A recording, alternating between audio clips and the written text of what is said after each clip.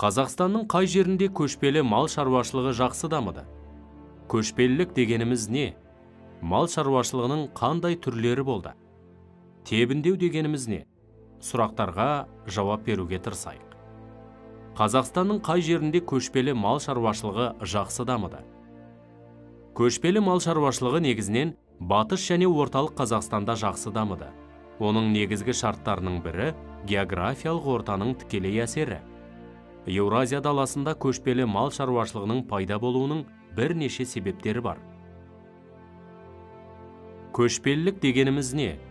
Көшпелілік тарихи тұрғыда қалыптасқан шаруашылық мәдени әлеуметтік жүйе. Ерте темір дәуірінде адамдар егіншілікпен айналысты ма? Біздің заманымыздан бұрынғы 2-ші мыңжылдықта климаттың өзгеруіне байланысты егіншілікпен айналысу тиімсіз болды. Сол себепті адамдардың тіршілік ыңғайына қарай егіншілік бірте-бірте мал шаруашылығымен алмастырылды. Көшпелі мал шаруашылығы қандай өнім берді? Көшпелі мал шаруашылығына көшу артық өнім алуға мүмкіндік берді.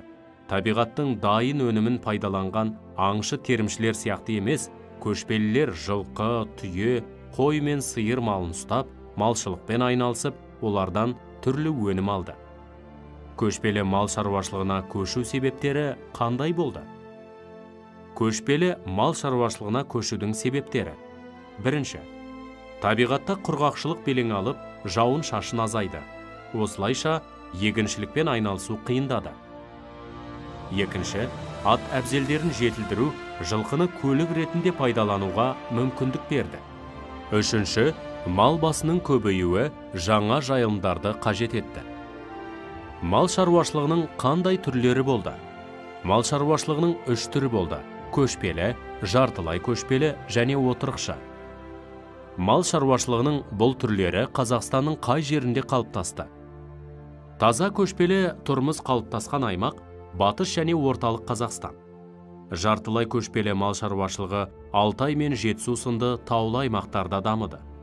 Отырықшы шаруашылық оңтүстік, яғни Сырдария, Шу, Келес өзендерінің аңғарларында жақсы дамыды. Бұл аймақтағы шаруалар мал шаруашылығымен қатар егіншілікпен де айналысты. Көшпелілер тебіндеп жайылатын малды көбірек өсірген. Тебіндеу дегеніміз не? Тебіндеу деген малды қар басқан қысқы жайылымда бағу. Тебіндегі мал тұяғымен қарды аршып, шөбін жейді. Бұл ежелгі заманнан бар әдіс. Тебіндеп жайылуға жылқы мен қой малы бейім келеді. Жылқы малы ыстық пен суыққа бірдей төзімді. Тебіндеп жайылады. Керек азығын қар астынан тұяғымен аршып жейді. Көшпелілер мал шаруашылығымен айналысып, қыста қыстауға, жазда жайлауға көшіп қонып жүрген. Сиыр малы тебіндеп жайылмайды ма?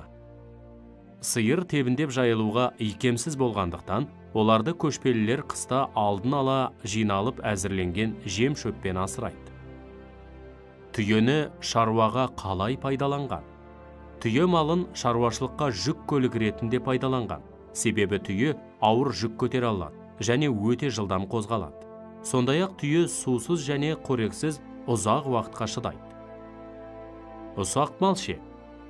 Ұсақ малға қой жатады. Қой көп күтімді қажет етпейді. Кермек суды іше береді, тіпті су жоқ болса қар жейді. Олар суық пен ыстыққа төзімді. Маусымдық жайылымның түрлері қандай? Жайылымның 4 түрі бар. Күздеу, күзгі қоныс. Күздеуге шығынсыз, аман есен жету мақсатында алғашқы күндері көш баяу қозғалады. Сондай-ақ жайлауда семірген мал зорығып кетпеу үшін асықпай айдайды. Күздеуге мал аяғы баспаған, оты мол, қыстауға жақындау жайылым таңдап алынады. Күзгі қоныс мал қоңын сақтауға тиімді, көшпелі тұрмыс ыңғайына орай қолданылатын дәстүрлі шаруашылық түрі. Жайлау қыстаудан алыс жатқан даладағы қоныс. Жайлауды шөбі шүйген, суы мол, әрі тұнық салқын жерден іздейді. Онда жылдың басқа 3 маусымында ел болмайды. Қыста аппақ қар басып жатады. Жазға қарай жайлаудың шөбі жақсы өседі. Қыстан арықтап шыққан мал жайлауда тез семіреді. Көктеу, көктемгі қоныс. Шөптің жаңадан қаулап шыққан кезінде көктем айларында мал жаятын өріс. Көктеуге мал төлдеп болған соң ғана көшеді. Қыстау. Қазақтың байырғы қысқы мекені. Қыстау қатты суық болмайды. Ықтасынды, әдетте суы бар, оты мол жерлерде орналасады. Қыстауда малға арналған жылы қоралар бар.